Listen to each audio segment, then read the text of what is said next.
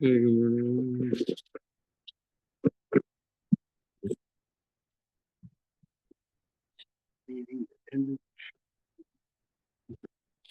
a secret. Okay. Here we go.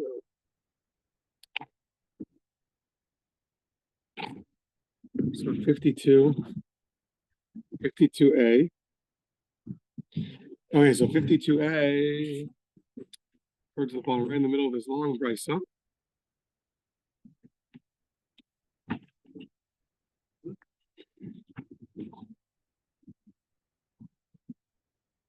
So we just had the verse that told us that you have to, we had three, I believe three elements back, how you sewed towards the base. These are three different things. So now, Amr Bishmal Kalvachomer. He says we have a Kalvachomer. Umaim Mish a Nichnas Damo Lifnim. Just like somebody who's doesn't go inside, like the Kohen Gadol that makes a mistake. His Mish ein Nichnas Damo Lifnim. Chova, Toan Yisod, Misha Nichnas Damo Lifnim, Chova, Eino Dinsha Toan Yisod. Just like sacrifices that you don't go into the Holy of Holies, and yet you have to pour the remnants onto the base. So for sure, to the Kohen Gadol on Yom Kippur, for sure you have to pour the remnants onto the base. That's Rabbi Shmuel. Rabbi Kiva, Uma Misha Ein Damo Nichnas Lifnai V'Lifnim, Bein L'Chol Bein L'Mitzvah. Just like somebody who doesn't have to go in, no obligation, no mitzvah to go into the Holy of Holies. Kohen Yisod, Misha Nichnas Damo Chol Lifnai V'Lifnim, and then Shton Yisod. So Rabbi Kiva says also very similarly that if somebody that doesn't have any mitzvah to go inside and yet the blood has to go into the base, for sure somebody who has to go into the Holy of Holies like the Kohen Gadol, for sure has to pour the remnants onto the base. Says the Gemara, Yachol Yakvenu. You'd have thought if you don't pour it on, it's going to prevent the service from being fully essential. It's going to be invalid. Talmud, the Chila, it says there by the Kohen Gadol service, the Chila Mechaper es HaKodesh. So this completes the atonement. Shalvu Kol Kapara Skula, Divrei Rabbi Yishmael, that it says over there after a certain point, this is the completion of the atonement, and it doesn't mention the remnants to show you that the remnants are not things which are totally essential. If you don't do it, it's still going to be okay. Divrei,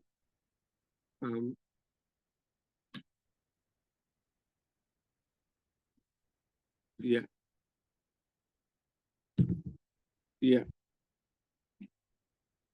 Okay. So now Divrei Bishmol Kavachomer, the par Kohen Mashiach.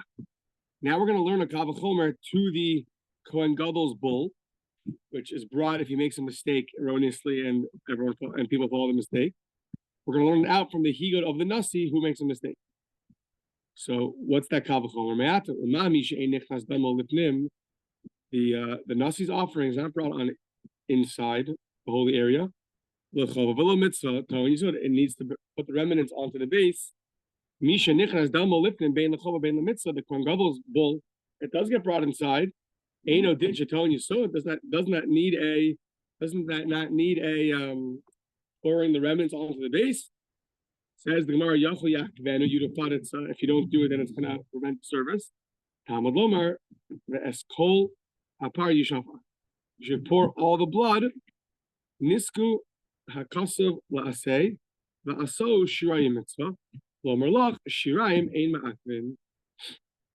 So when it's talking about this bull offering, so it changes the language as opposed to everywhere else. Everywhere else, there's a certain form how the Torah says it. The Torah says he takes it and he sprinkles it and he puts it on the horns. And that's it.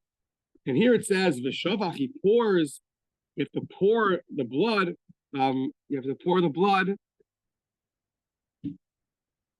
Yeah, that's kol hapar yishafach. You pour all the blood of the bull onto the altar. So it changes the phraseology from this sacrifice to this sacrifice from other sacrifices. It phrases it differently. What's it coming to tell you that you should pour the blood of the bull on?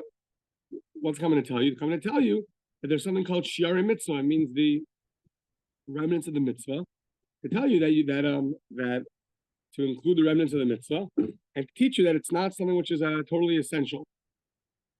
The fact that it phrased it differently and it made it a less essential service, the pouring of the remnants of the blood. Okay.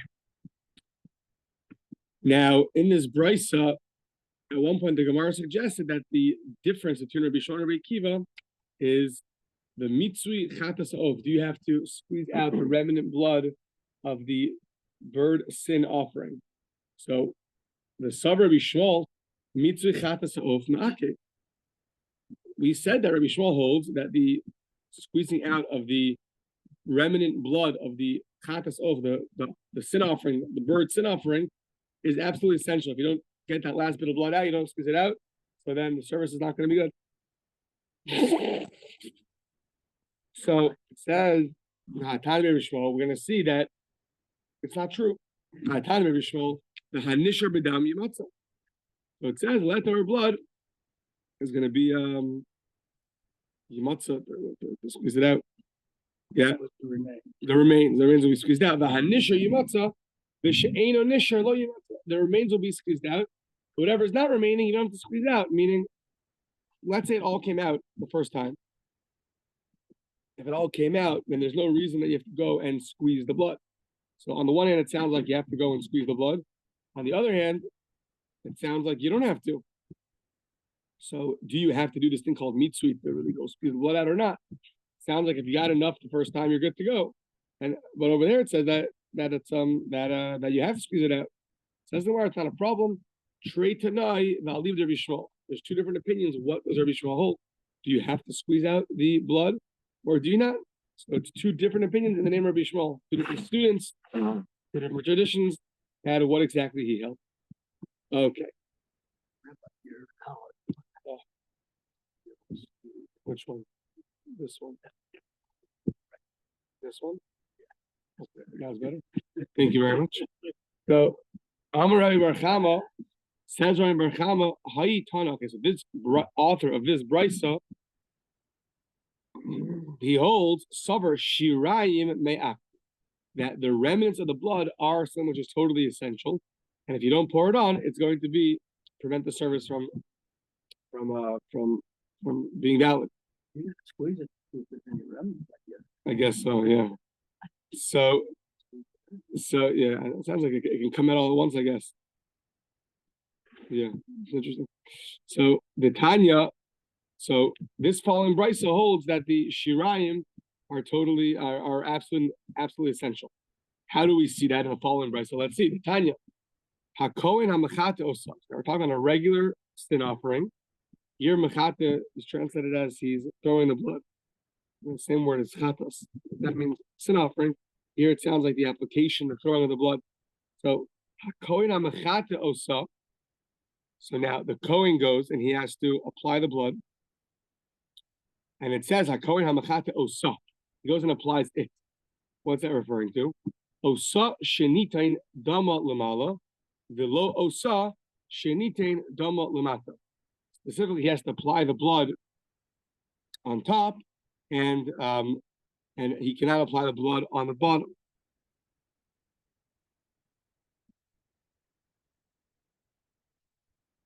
So there's going to be a lot of different permutations, but I think we're talking right now applying on top of the horns, right? On top of the horns.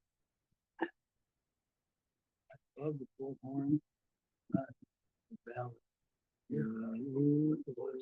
Below. Lord. That'd be. Yeah. Here we go. Here's the Zevachim. Chatas Behem. Yeah. You see the Chatas Behem, I had the red string in the middle. And we're going to be talking about these four corners now. It has to be applied above and not below. Below is going to be the bird offering. That's going to be applied below. So he has to apply Shenitain Dama Lamala below Oso Shenitain Dama Lamata.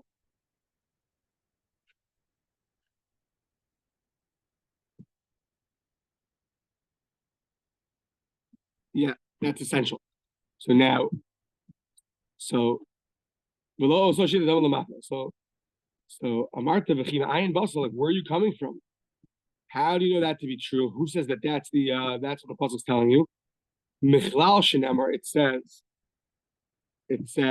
B'dam zevachacha yishmach al mizbeach.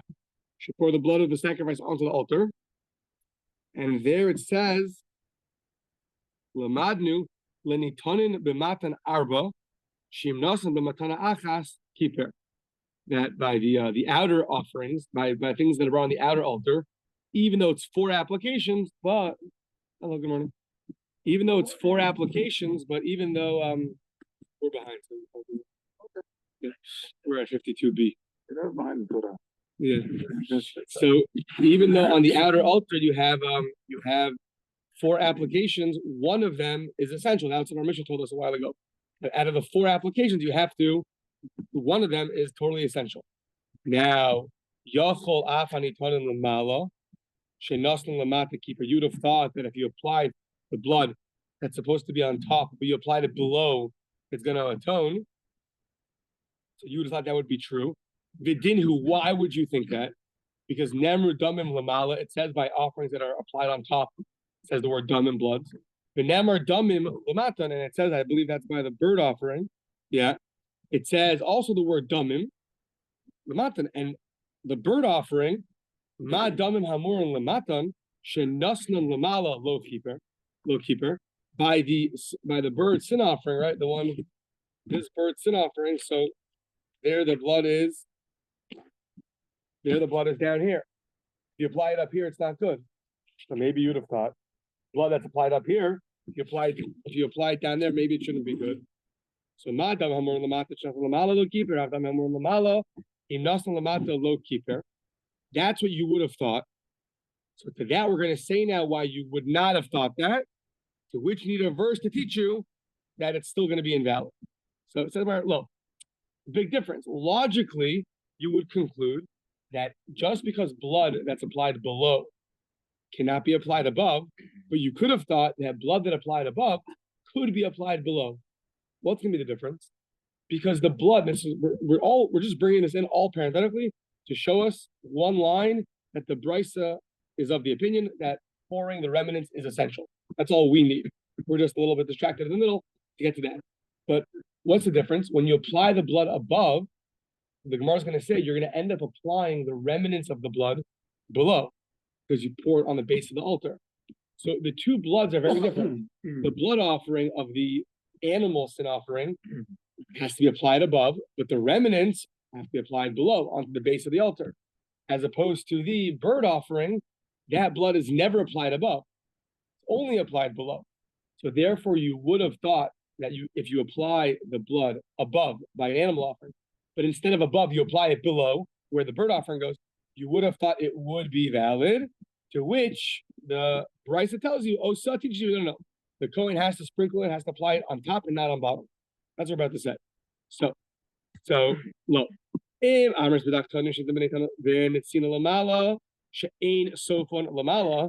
blood that's applied, that blood that's supposed to be below the bird sin offering, if it's applied above, there's no application of that blood above. Low keeper, Tomer be'elyonim shenasan lamata sheyesh mehen karv lamata. That blood that's applied above is going to eventually be also applied below. In which case, when you apply the remnants, you apply it below. So you would have thought that maybe you could apply the original application could be below and not above. To which we say no. So okay. So now on that the Gemara says, "Hapenimim yochichu." Let's prove from the inner offerings, from the offerings that are brought on the on the inner altar. Let them prove to you that this is not true. Let's see. Hapenimim yochichu sheyesh mehen karev b'chutz. There are those that are brought on the outside. Yeah, sheyesh mehen karev b'chutz. That they have to be their blood application, their Their remnants, right? So the inner, we know that the offerings that are brought on the inner altar, the applications are on the inner altar, but the shirayim, the remnants, have to be on the outer altar. So now, you have a situation where you're going to apply something on the outside, right? So let's just use the logic that we just had. We just said that logically you would have thought that since the remnants of the animal sin offering is going to be applied when you pour the remnants below, you would have thought that the original application could be below, to which you need a verse that you're not that way. Is that really true? Let's use that same paradigm by the offerings that are brought on the inner altar. So there's two parts. There's the application and there's the shirayim, the remnants. The remnants are on the outer altar. And what happens over there? Would you ever have thought that because the remnants are on the outer altar, you can do the original application on the outer altar also? No. So you see that the fact that you put the remnant offerings in a different place, that doesn't tell you that you could do the original application in that place as well. Therefore, we're back to the drawing board. Why would you have thought by the animal sin offering that just because you're going to put the remnant blood below, that maybe the original application could be placed below too? We see by the inner sin offering that that's not true. By the inner offering that's not true. Just because you could put the remnants on the outside does not mean that you could put the original application on the outside as well. So, yeah, lo keeper. Says the Gemara, lo. Im amres bedam hapanimim she'ein mizbech hapanimim mirakan, and this is going to be, we're going to explain what this means later. It says, no, you can't prove from the offerings brought on the inner altar. Why? Ein hamizbech hapanimim mirakan. Their inner altar doesn't complete the atonement service. What's left over? What else do you have to do? We'll see in a few lines from now. It's a vague line, but just pointing out there's a difference. You can't bring me a proof from the inner altar because there the original applications is not the complete service. It's only part one of the service. It's also part two. What part two is, we'll see in a second. So Tomar be'elyonim sharei karanos mimrakos hasan, by a regular outer altar sin offering, the original applications, the initial applications, that is the service. That's the atonement service, applying applications on the horns of the altar. So in that case, is going to be different. You can't bring me a proof that you see the fact that I can't apply inner applications to the outer altar. That's because those are less strict, so to speak, because they're only part one, not part two. But maybe you would have thought that the applications of a regular sin offering, you could apply them below, since the shirayim, since the remnants, are going to go below also. So im nasnu lamata ksherim. To that we need a verse. Talmud lomer osa shenitin dama lamala v'lo shenitin dama lamata. So to that we need a verse to teach you that when you're applying the initial applications on the horns of the altar, they have to be on top, and they cannot be below, even though you're going to pour the remnants on the base of the altar, which is below. It doesn't matter. There's a split. The applications have to be on top, and the remnants have to be below. Fine. Now, parenthetically, what did we mean when we mentioned in the middle that the inner altar is only step one? It doesn't fully complete the atonement service. What's that referring to? So, lav elu shirayim. Oh, is it not referring to the remnants? Meaning that just because you did the initial applications, but you still have to pour the remnants onto the altar, so much so that the Gemara thinks that this Brisa holds that you see the shirayim are essential. That's what the language of the Brisa implies, that the shirayim, the remnants, is an essential part of the service, not a additional service. It's an essential part of the atonement service. So that the Gemara says not necessarily. Amalei Rava, if that's true that the shirayim are essential, so teisi bekal v'chomer. You should learn this all out from a kal v'chomer. What's that kal v'chomer? Ma shirayim hapenimiyim, just like the remnants of the blood applications of the offerings brought on the inner altar, sofan kova b'chutz. At the end of the day, your obligation to bring these obligatory remnants is to pour the remnants on the outer altar, and yet asan b'tchila b'chutz lo keeper. Even though the shirayim and the remnants, right now we're assuming are absolutely essential for your atonement, and you have to do it on the outer altar, But if you were to do the initial blood application on the outer altar, lo keeper, it's not going to atone. So too, hani tanin lamala, she'ein sofa chovan lamata. If you have the regular offerings, which if placed above, she'ein sofa chovan lamata, there's no obligation to have to do the remnants. The above applications themselves atone. The asan betchila lamata eino din shelo keeper. So we're going to get stuck now. Remember, what's the whole point of this brisa? The whole point of the brisa is to tell you that you would have thought that you would apply the blood by a regular offering on the outer altar. If you apply the blood below, it would atone, to which the verse tells you it does not atone. Now, once you told me that the inner sin offerings, the offerings that are brought on the inner altar, their remnants are essential, you should have a good kal v'chomer. The kal v'chomer is essential, the remnants are essential, and you have to bring them on the outside. And yet, if you do the initial application on the outside, it's not going to be good. So therefore, logically, you would say that by the outer altar, where the remnants are not essential, the offerings you bring, a regular sin offering, you bring the remnants are not essential. Only one application is essential. So therefore, you would never have thought that if you would do that initial application below where the remnants go, or where the burnt offering goes, why would you think that that should atone for you? You'd have never have thought that. Now, if you would have never have thought that, then you don't need a verse telling me to not think that. I would never have thought that. So the brisa shows us that you would have thought that you could apply the applications of the sin offering below, to which the verse tells you you can't do that. But if the inner offerings on the inner altar, the remnants are essential, then you have a kal v'chomer, and therefore you don't need our verse. Therefore we get stuck. So what do you have to do? You have to change, you have to redefine what it meant that the applications of the offerings that are brought on the inner altar is not the final stage of atonement. There's another stage of atonement, but it's not referring to the remnants, it's referring to something else. So what is that something else? Ella ein mizbeach hapanim mimrakan bilvad ella paroches. The offerings not only are applied on the inner altar, but they're also sprinkled on the paroches, on that separation between the Holy of Holies and outside of it. You have to apply it on that. That's what it means. And that is essential. So we only brought this because we thought that we had a brisa that taught us that the pouring of the remnant blood is essential. So there we got stuck though because of the kal v'chomer. So therefore we have to relearn it, and therefore there's no proof in the brisa if the remnants is really essential or not. Okay. Tana Rabbana says the brisa, quoting a pasuk by the Yom Kippur service. It says Mechila mechaper es kodesh. It says that when you complete the atonement service, so then it atones. Mechila mechaper im keeper kila v'im lo keeper lo kila divrei Rabbi Akiva. So if you finish off the service, you get atonement, and if not, not.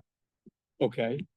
Amar lo Rabbi Yehuda mipnei malo namar im kila keeper im lo kila lo keeper. One second, sorry. Yeah.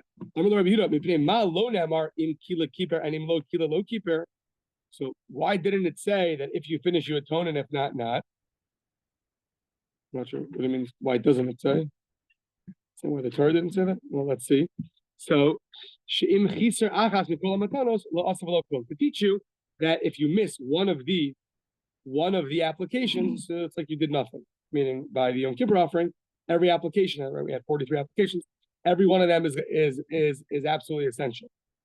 Okay, so it sounds like Rabbi Akiva and Rabbi Yehuda are both saying the same thing in different words. So at the end of the day, what's different? It's just telling you that if you finish your atonement, you're atoned. If you don't finish, you're not atoned. They both teach you, if you miss one of the applications, you don't get atonement. So what are they arguing about? My beinai. So now there's a machlokas what they argue about. Rabbi Yochanan and Rabbi Yeshua Levi. So this pair one is Rabbi Yochanan and Yeshua Levi. So one of them, Chad Amar Mashmo is Dorshin.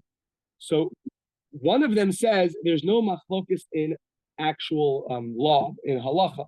There's just a machlokas how to derive the halacha. Mashmos is the different ways to read the verses, different implications of the verses. Rashi goes in a whole thing, but the point is that they just argue how to get to their conclusion from the verses, but they have no difference in application. Practically, they're saying the same thing. How they got there, they differ. Okay, that's one opinion. Chad Amar Mashma is Darsh Ikabenayu. The Chad Amar Shirayim Ma'akbin, and another opinion says that no, they actually argue is the remnant blood, when you have to pour the remnant blood, is that something which will prevent atonement, or it's not going to prevent atonement? According to Rabbi Akiva, it's not going to prevent atonement, and according to Rabbi Yehuda, it is going to prevent atonement. Okay, now who said what? We want to know who said what, just in case of a contradiction, or for intellectual honesty, or for authenticity. So was it Rabbi Yochanan or was it Rabbi Shua ben Levi? So says the Gemara, Tistaim conclude Rabbi Shua ben Levi, who the Amar Shirayim Akrim. It's Rabbi Shua ben Levi was the one who said that the debate between Rabbi Akiva and Rabbi Yehuda is, does the remnant blood atone? Is the remnant blood essential or not? How do I know that Rabbi Shua ben Levi was that opinion? Because we're going to have a statement of his in another area that seems to imply that he holds that the remnant blood is essential. The Amr Rabbi Shua ben Levi, L'divrei ha'omer shirayin ma'akvin, maybe par echad u'masel b'tila v'fnin. So the context is when the blood spills and you have to go start again, you got to bring a new bull and start again. Now, Rabbi Shua ben Levi, the way he said that was, according to the opinion that says that the remnant blood, we're talking about on Yom Kippur, I believe, the remnant blood is essential. Shirayim ha'akvin, what happens? So if after you finish sprinkling, I think before you spilled the remnant blood, before you applied it onto the altar, it's spilled. So you can't just continue with the next service, because to be a remnant, you have to have an initial application, or else you're not a remnant, right? The kid didn't eat dinner, then there's no leftovers, right? You have to. So they might think there is, but there isn't. So what do you have to do? You have to bring a new bull, do a new application, and now you have remnants. But for our purposes, what do we care about? Who's the one who says that the remnants are essential? Rabbi Shua ben Levi.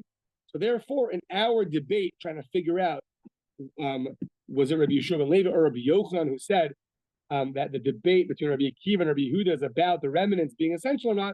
It's very conclusive that it's Rabbi Shua ben Levi, because we have another statement of his in another area that seems to go with this. Now, the Gemara is making one assumption, which we're going to break in a second, is that just because he says the one who holds that the remnants are essential, that means that he holds in that also. Could be he was just quoting somebody else, and therefore there's no proof. That's what we're going to end up saying. Spoiler alert. Yeah. Okay. So okay. Says the Gemara, Atu Rabbi Yochanan Leslie Haismara. Well, does Rabbi Yochanan not hold of such logic that the remnants of the blood is essential? Look, Hamar Rabbi Yochanan, Tana Rabbi Nechemia, Kedivrei Ha'omer Shirayim Ma'akvin. Rabbi Yochanan quoted a Tana saying that, look, Rabbi Nechemia holds of the opinion that holds that the remnant blood is essential. So if you're going to play this game of quoting these opinions that in another context refer to people that hold that the remnant blood is essential, well, Rabbi Yochanan can play the game too. And he does. He says, look, according to Rabbi Nechemia, the one who holds that the remnant blood is essential. So it's inconclusive, Rabbi Shua ben Levi and Rabbi Yochanan. So Ella Kedivrei Ha'omer V'lav Lahani Tanai Hafanami Kedivrei Ha'omer V'lav Lahani Tanai. The same Rabbi Yochanan is just referring to other opinions that are saying like that opinion that the remnant blood is essential. So to Rabbi Shua ben Levi was just saying like that opinion that the remnant blood is essential, but it doesn't reflect on their personal views about what they hold. Is it essential or not? They're just each quoting others that hold such a thing. Yeah. So we're inconclusive exactly which one of these two opinions holds that the machlokas Rabbi Akiva and Rabbi Yehuda is about the remnant blood being essential or not. Okay. So now we go to the other sin offerings, not the ones that are brought on the inside, right? That was the beginning Mishnah. All the chatos hapanimios. We move fast. Almost like I got a page a day, So yeah. Before we're talking about the kachei kadashim, about things brought in the holy of holies, right, or the things brought on the inner altar. But now we're going to talk about things that are brought on the outer altar. There can be some similarities and obviously some differences. Chatos hatzibur v'hayakin. The chatos, the sin offerings brought by the tzibur. We'll see what they are. So the hayakin, or like a regular sin offering of an individual. So Eluhein chatos, what are the sin offerings of the congregation? So we know from the beginning of Shavuos, Seirei Roshem Chadashim, the he-goats of Rosh Chodesh, right? They atones for somebody who walked into the temple, didn't know he was impure. Every Rosh Chodesh, you bring those, Vishal Moados, and the ones that are brought on the festivals. All of those, Shchitasim B'tzafon, same as before. The slaughtering on the north, and the north, once again, is directly corresponding to the altars in the south, so the directly corresponding to it is the north. And we have a debate, how far does the north go? Even under or above it, meaning to the west or to the east, is that also considered the north? Fine. They're all brought in the north. So now, okay, the kibul daman and the Kohen has to receive the blood in a sanctified vessel in the north as well. The daman ta'un arba matanos arba karanos, and you have to place the 4 applications on the 4 horns, right? On that altar, there's 4 horns. Now here we're going to get a little bit nitty gritty. How exactly are you going to do it? Because when it comes to these applications, we're going to see right now. Okay, let's just see right now. Ketzah, all of Bekevish, he has to go up on the ramp, right? He's from the south coming up on the ramp, and then there was this little. There was this around the altar was this 1 amma base that he actually walks around, because by this, oh, there we go. Yeah, perfect. Thank you. Right, by these, on these offerings, you actually have to apply it on the horn. You can't just stand on the floor and do corresponding to the horn. Those are the other offerings. These we're going to say you actually put it on the horn. Where on the horn exactly? You have an amma of leeway. We'll see in a second. But because you have to do it on the horn, so he's going to come up here and he's going to turn west. So he's coming from the south. So west is to the left, right? So he's going to go this way, right? My directions are all do this way. I'm trying to think the other way. Yeah, you're gonna go. You're gonna start west, and I think go around like this. If you agree like this, go up and then make a left. No, left is west, right? South. He's walking up the ramp south. And then you go left. West. Yeah. Never eat shredded wheat, right? Yeah. We live in Southwest, by the way. So Allah, in case you didn't know, now you know. So Allah, and there's a ramp. We have a lot of ramps. So Allah the Kevesh Upana L'Sove, you go up the ramp Upana L'Sove, and you turn to the Sove. Now, the word like coming up a sivivon, thing you spin in a circle. So a sivuv is a circle. The Sovev is that thing which goes in a square, but meaning it surrounds the altar. It's a little area that you walk the smaller ledge. So Upana L'Sove, he goes in the Sovev. Ubalo lekarendromis, Mizrachis. Yeah, right. Southeast, good. Thank you.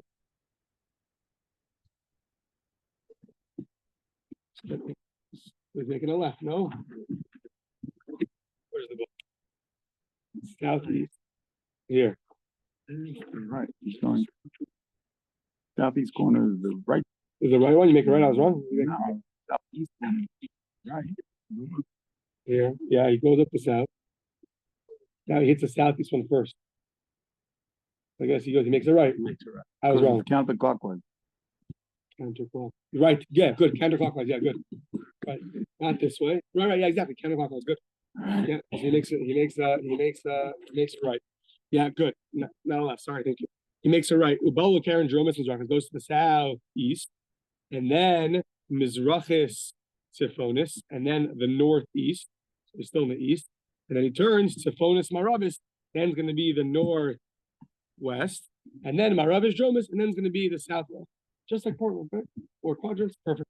So that's going to be that. Now that's the application. Shari Hadam, the remnants of the blood is going to be Hayashofet Al Yisod Dromis. That's going to go on the south. So that's going to go right. Where's the? It's the same thing. Yeah, he's going to pouring it over here, right here. That's just going to pour the remaining blood. Because that's going to be right if you're walking up the ramp, right on the left side at the last corner. I guess it makes sense. He goes in a circle. He goes, finishes around, and right there. Yeah, very good. The little holes. Yeah, very good.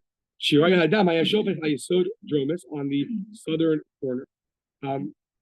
And now the meat is venechalon lifted min haklayim. Literally means by the curtains. They didn't always have curtains. Sometimes they had walls. It depends on the temple, but it calls it the curtains. So if you eat it inside, you can't eat it outside the courtyard.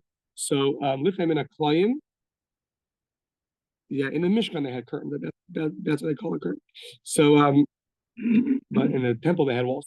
So you have to eat it within that courtyard. You can't eat it outside. And l'zichre kahuna, to male kohanim. Bechol Michael, eat it in any way you want. We'll see, as opposed to the Pesach offering has to be roasted. Here it doesn't have to be roasted. Sorry. So yeah, and you have l'yom alayla ad chatzos. So you have that day it was slaughtered, and then that night. Technically, you have until dawn, till the next. However, the Gemara Brachos tells us that you have, the Chacham said you have really until midnight. They made a fence. You shouldn't come to Nosar, right? Same too by our Marav. Our Marav is you have until dawn, but we really only have until Chatzos. Nobody wants roasted meat. No one's just very good. Very good. So that's okay. So that's that. So now. Okay, heichi of it, exactly this application on the horns of the altar. How exactly did it work? Rabbi Yochanan, Rabbi Elazar, Chadamar no saying ama elech, the ama elech, the Chadamar mechate the yored keneged chudo shel keren. So, I think what it's saying is that when you have the horn, right? You have the horn, so. Zoomed in picture. Yeah. Basically, you have this horn, right? So you have the one that's protruding up top, and then you have the part that's going to be below. Well, one opinion says you have an amma of leeway below. Below or to the left and right?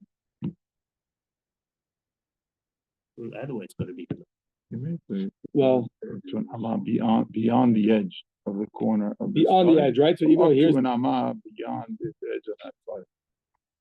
Yeah, beyond the edge. And the other one says that you only have that small area that's right along the edge in the middle. You don't have to the left or to the right. It has to be exactly on that middle. It suffices that they push the blood on the wall alongside the edge. Alongside the edge, right? Corner, right. Right. Within an amma of the edge. Yeah, but yeah. So. Oh, yeah, below. Yeah, so the first opinion said you can go to the south, you can go right, you can go to the left or to the right, and the other one says it has to go on the actual edge. You can't go too much to the left or too much to the right. Actually, on the edge itself. Keneged chudo shel keren. It corresponds to the edge of the horn. Okay, so that was Rabbi Yochanan and Rabbi Elazar. Now, Aliba de Rabbi Elazar, Rabbi Shimon, according to Rabbi Elazar, son of Rabbi Shimon, the Amar. He atzma eno nasis ela begufa shel keren, the kuli amalo pligi. According to Belazar, the son of Shimon, that says that you actually have to do it on the horn itself. So there, nobody agrees. Nobody disagrees.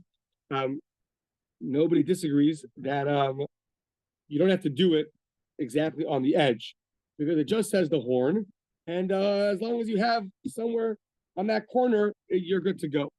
Ki pligi, when do they argue? Aliba de Rebbe. According to Rebbe, Mar Savar Amma Elech the Amma Elech, Kineged Kerenu.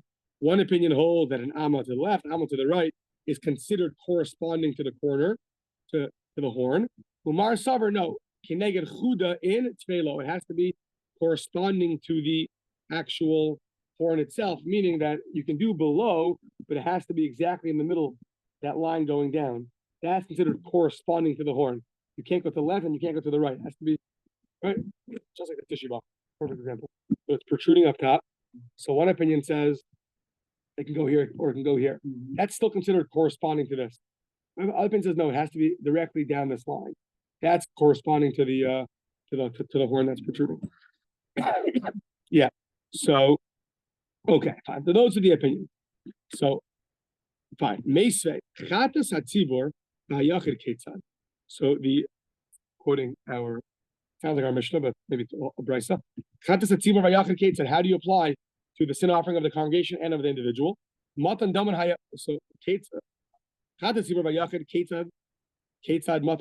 how was the application? How did you apply the blood? You'd go up on the ramp, and right, you'd make that right turn. Ubala Karen Dromis, Mizrachis, and he would end up by you go to the southeast, sorry. The Tobel Betzbo, how you mean this? You put his finger in. Hamiyumenes should be Yamin, the forefinger, literally means the most right of the right. I guess I don't know, it's the strongest finger. I don't know, it's the dexterous. Yeah, what does that mean? The forefinger.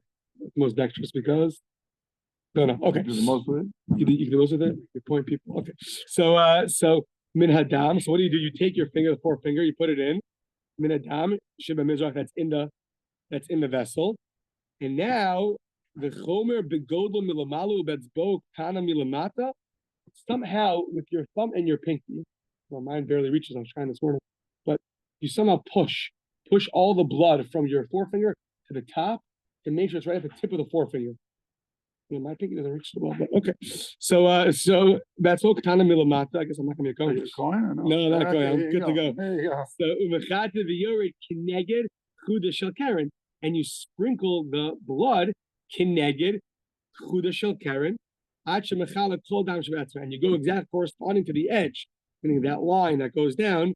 That's where you put the blood. That's where you apply the blood until all the blood from your finger is gone. The chain called Karen, but Karen, and so to every horn is going to follow suit. It sounds like from this brisa, it has to be exactly on the edge. You don't have a leeway to the left and to the right to apply the blood. That's not considered the corner, the horn. It's only this line going down is going to be the corner. That's what the brisa says. So that would be against these opinions. That we say, no, you can reread it. Hachi kamar, mitzvah bechuda. The mitzvah is to do it like that, which makes sense. That's really directly, more precisely corresponding to the actual horn itself, going down that line exactly. However, the oven ama elef, if you end up going an ama to the left and ama to the right, that's still going to be good. It's not going to be, it's not going to ruin your service. And I guess we will stop it. Sure. Just visiting, welcome. Just visiting, came for the day, for the night. Flatbush. Yeah, is there anything else? I hear by your party accent that I get. I have a patient. Serious. What?